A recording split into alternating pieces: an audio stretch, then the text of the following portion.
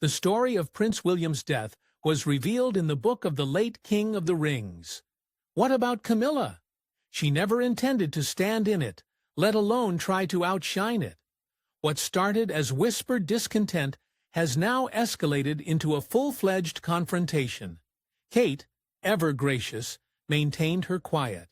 However, insiders claimed that the royal feud was ignited by a single dramatic fight between Camilla, Kate, and a phrase overheard by Prince George.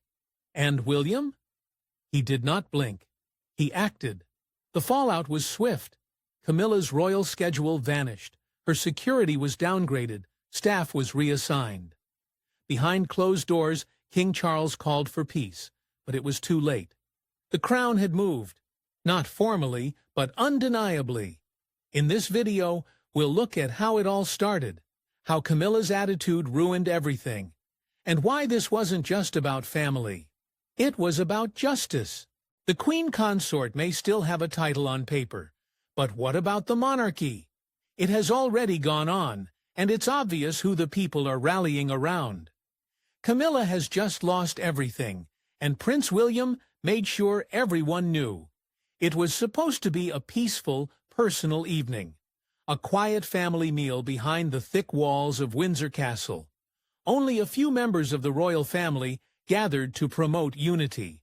However, some who were present that night today characterize it as the moment everything broke. Camilla uttered something she could never take back at that table. The setting was informal, yet tense.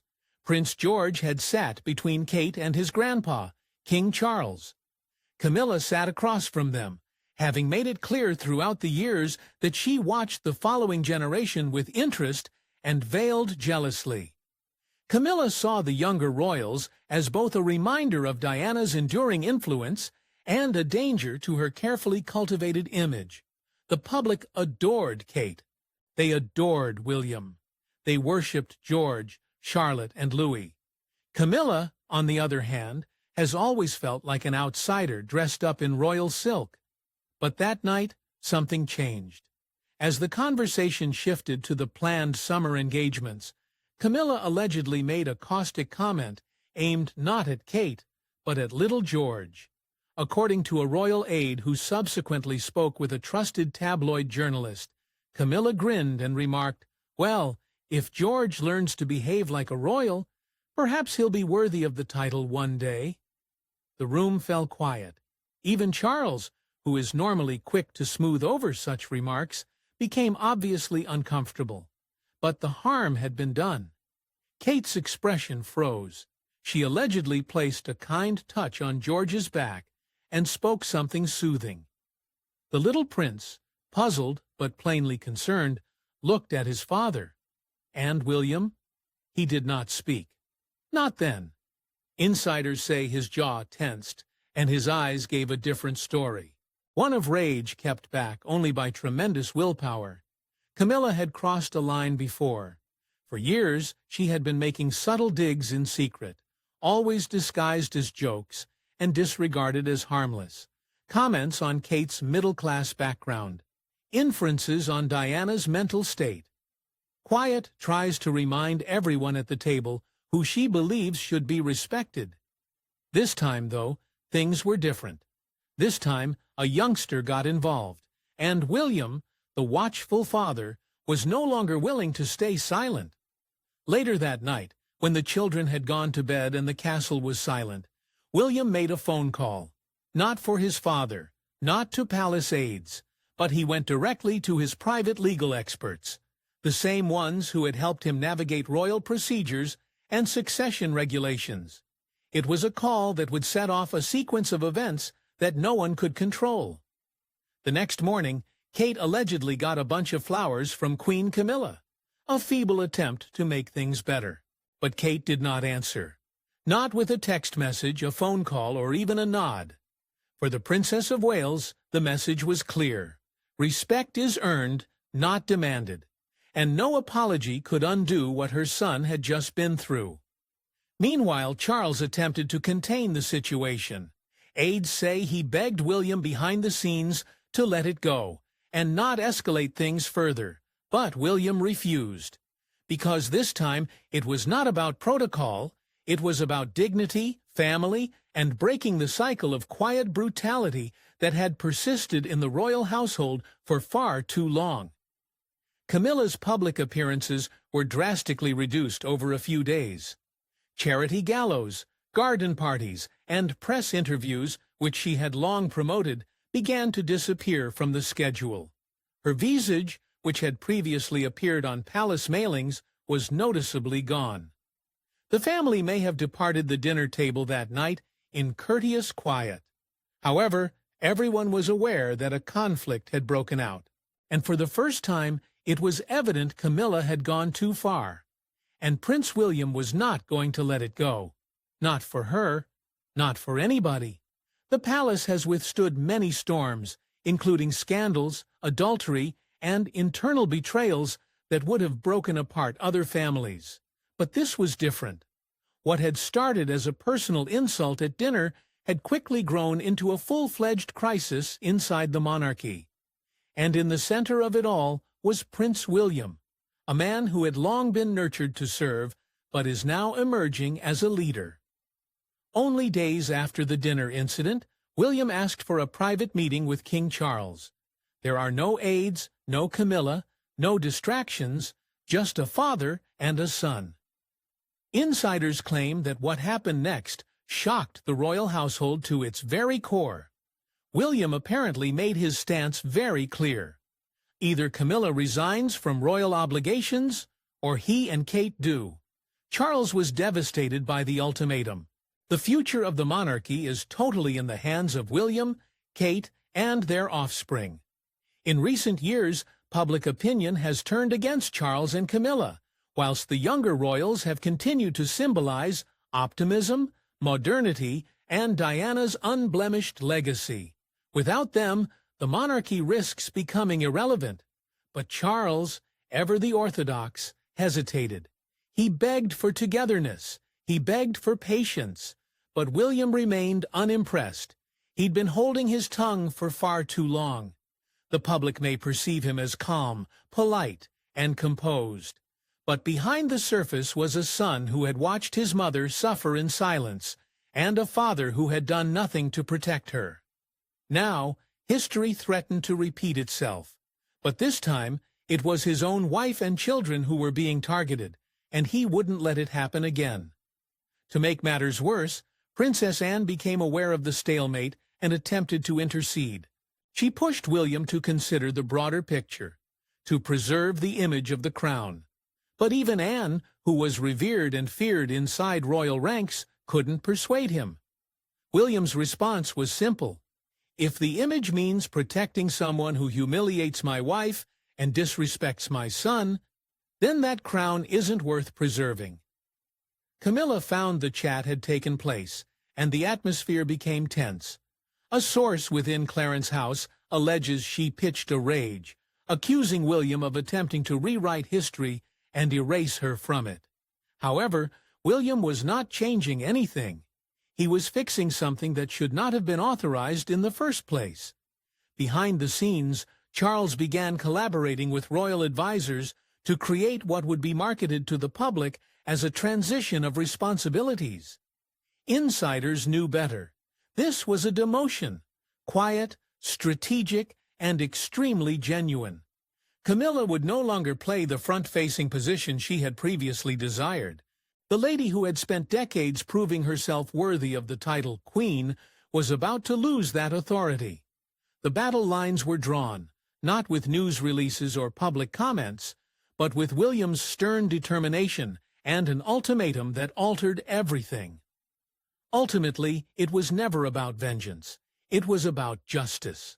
For the first time in decades, the crown was being reshaped, not by the king, but by the man who would eventually wear it. Camilla had become used to the advantages that came with her rank after being officially recognized as Queen Consort. Reserved seats at state meals, specialized security teams, personal personnel at her disposal, and control over public appearances. For years, she had exuded confidence, leading many to feel she had finally established her position in the monarchy. However, With Prince William's ultimatum, that illusion came crumbling down. And this time, there would be no smooth transition or peaceful retirement. Camilla was gradually and entirely robbed of her authority. It began gently, with palace servants discreetly rearranging behind the scenes. Senior staff, who formerly worked only for Camilla's office, were reassigned, some to Princess Anne, some straight to Kate. Her long-standing planner, who oversaw her personal calendar of appointments and meetings, was unexpectedly transferred to Kensington Palace. According to sources, Camilla was caught off guard. Learning about the move only after an invitation to a charity event was unintentionally delivered to Kate's team rather than hers. Her name was deleted from crucial royal appearances, which was the most obvious indicator of her fall from grace. Events she had attended for years, such as the Royal Ascot opening ceremony and a forthcoming state visit banquet, were abruptly redesigned. What is Camilla's role? Reduced to optional attendance. In royal parlance, this was equivalent to being uninvited. Even more revealing was the monetary effect. Camilla's yearly royal budget, taken from the sovereign grant, was secretly reduced, with funds reallocated to William and Kate's burgeoning activities. Her trip budget was reduced. Certain apparel costs that had previously been paid through official channels were suddenly labeled personal. While the public was not informed directly, the change was not unnoticed. The British tabloids caught up on it right away. "Where is Camilla?" became a trending topic, with observant royal watchers pointing out her unexpected absence from a number of high-profile occasions. Public conjecture increased, with hypotheses ranging from sickness to private family dispute. However, many inside the palace understood the truth. This was not a pause. This was a takedown. Camilla's access to some royal archives and briefing materials was also quietly restricted. According to a palace insider, she once asked for a comprehensive synopsis of a political event that Kate would be attending alone. What is the response? That information is no longer available to your office. This was a clear indication that Camilla was no longer in the loop. Even her security was reduced. Senior working royals are required to have high-level personal protection, particularly during public engagements under royal etiquette. However, Camilla found herself traveling with a lesser security detail. Despite having been on Camilla's squad for more than 5 years, one former guard alleged off the record that he had been relocated without explanation. She allegedly became enraged, blaming palace officials for placing her in risk. However, no modifications were made. When Charles understood how far things had gotten, it was too late. He was encouraged not to meddle, since William's position had been backed by top advisors and even some members of the Privy Council. The message was clear. The monarchy's future required a fresh image, and Camilla was not the right match. The woman who had previously risen from scandal to power found herself sinking just as quickly, this time with no ladder to cling to.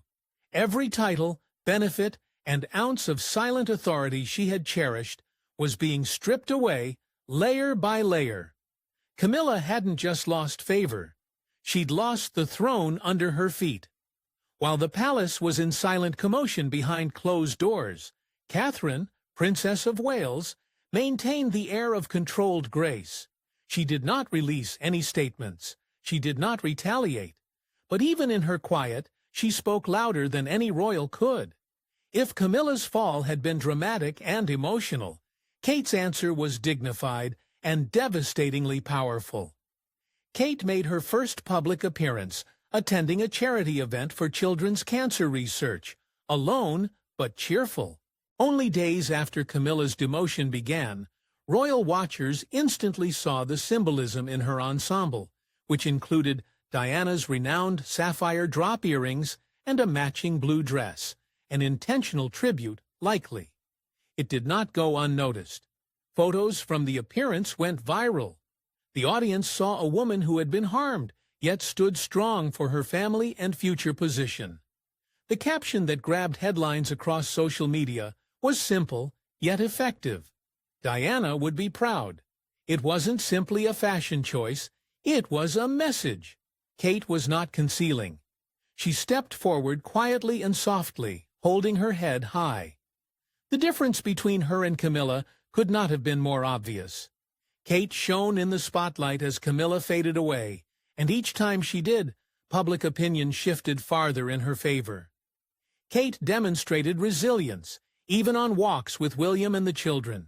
She linked hands with Princess Charlotte, laughed with Prince Louis, and urged George to interact with visitors. These weren't staged moments. They were authentic, warm, and genuine. The picture of a woman defending her family, demonstrating how to stand strong with love rather than harshness. Behind the scenes, Kate was silently working. Reports surfaced that some of Diana's previous organizations, long ignored under Camilla's reign of power, were being revived. Kate reached out to a children's hospice that Diana had previously funded. She did not make an announcement. However, the staff expressed surprise and excitement after getting a handwritten message and a special visit arranged weeks in advance. This was not about optics. This was about legacy. Kate was not simply filling Diana's shoes. She was respecting her spirit while making her own way. One palace aide said it best. Where others use titles, Kate uses touch. Where others cling to power, Kate gives it away. The public replied, support for the Princess of Wales increased dramatically throughout social media channels. Hashtags such as #Future, Queen Kate, and Princess of Hearts trended globally. Even royal doubters acknowledged that Kate's modest approach was more effective than any palace publicity release. Meanwhile, Camilla's absence from royal engagements persisted. Her team kept silent, her sympathizers diminished, and the press, who had previously been urged to portray her as the stabilizing force behind Charles, began to allude to her in the past tense. It was Kate's turn now, and the world was watching. Kate's refusal to raise her voice added to the lyrical quality. She was never politically active. She just demonstrated to the world what true royalty looked like. Compassion, strength, and undying love for family. As one analyst stated, Diana battled for her truth. Kate lives it. And in fact, the monarchy regained its heartbeat. Camilla's fall from grace was anything from quiet, despite the fact that she had spent decades cultivating the art of silence. It was public, it was raw, and it was documented in the most cruel way possible on video. The film did not originate from an official palace function or a staged appearance.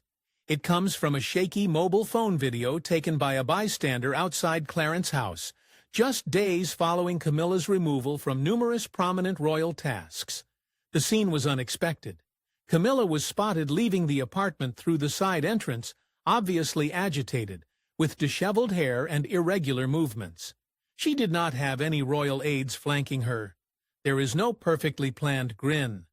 There is no security team directing the way. She appeared to be running away from the truth. Camilla conceals her face in the video as photographers and curious bystanders yell out her name. One guy cries, "Where is your crown now?" Another asks, "Is it true that William forced you out?" Camilla does not answer. However, the quivering in her hands and the deep crimson in her cheeks speak louder than words. According to an inside source, this was not a unique incident. Camilla allegedly refused to leave her bedroom for more than 48 hours that week, finally appearing for a prearranged private lunch with Charles, during which she was claimed to have burst into tears, smashing her glass on the table and accusing the family of treachery. She never thought it would come to this, the insider explained. She believed that once she became Queen Consort, she was untouchable. However, no title can shelter you from public rejection, which Camilla faced at every turn. In another leaked incident, Camilla apparently yelled at a veteran staff member, accusing them of leaking information about her dismissal to the press. Witnesses say she hurled a porcelain figure against the wall and ordered that William be reminded he's not king yet. The quote naturally made its way into tabloids within hours. Her appearances, or lack thereof, encouraged suspicion. According to royal media, Camilla was hastily withdrawn from a scheduled Commonwealth banquet and replaced at the last minute by Kate. The stated explanation was personal reasons, but others familiar with the matter knew otherwise. Camilla allegedly declined to come if William and Kate were there. Her sympathizers in the palace began to distance themselves. Charles, who was ill and torn between his wife and his son, opted to remain silent. Princess Anne, a former silent supporter, stayed neutral, unwilling to speak publicly or privately in Camilla's defense. Even top advisers, many of whom had worked directly with Camilla for years, began to agree with Kensington Palace's media approach. But the most dramatic occasion occurred days later, when Camilla attended a private chapel ceremony alone. No press. There is no public fanfare. There was just one black automobile, one driver, and a queen consort. Thus, no one was left to bow. The lady who had spent her life working her way back into the royal fold suddenly found herself on the outside looking in. Not because of a sensational affair or a media frenzy, but because the family had abandoned her. The entire globe was watching every second of it unfold. The royal family has traditionally relied on their capacity to shape the narrative. For years, its members have been protected from public scrutiny by carefully manufactured images, selective utterances, and unstated regulations. But no amount of etiquette could shield Camilla Parker Bowes-Rau into the man he is today. In one brave step, he not only chowdled angry remark at a family meal, escalated into a full-fledged confrontation. Prince William, typically seen as the calm and dutiful successor, developed as a determined force eager to protect his wife, children, and the memory of his mother, who never got to watch him grow into the man he is today. In one brave step, he not only challenged tradition, but also rewrote it. Kate, ever the pillar of calm strength, rose to become the face of a contemporary monarchy, commanding respect by dignity rather than power. She held firm with dignity, garnering the support of a people that still remembers Diana's tears and sorrow. Kate rose where Camilla had slipped. Camilla's crown, which she labored for decades to wear, suddenly seems hollow and heavy. With her authority taken away, her presence lessened, and her popularity dwindling. She has become a symbol of everything the monarchy is leaving behind. Not just a person, but a pattern of silence, privilege, and undeserved authority. Charles may still wear the crown, but the people have already selected their future kings. William and Kate are not waiting to become king and queen. They are already leading in the hearts of the people. Camilla has been left behind in this subtle revolution. No news statement will corroborate this. There will be no royal edict to proclaim it, but make no mistake, a change has occurred. The monarchy is going forwards. Camilla is no longer a part of that tale. In the end, she may still have a title. However, titles matter little when the people and the future king have locked the door.